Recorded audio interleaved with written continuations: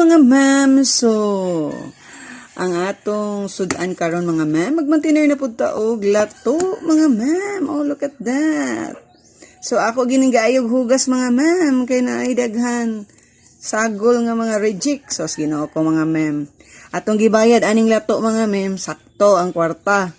Pero pagka abot sa atong mga kamot, pag hinlo nato daghang kayo mga reject. So mo nagamay na lang akong kuan mga ma'am lato kay kuan man ginatog mga reject kay lain sa kay mukaon tag daot, di ba?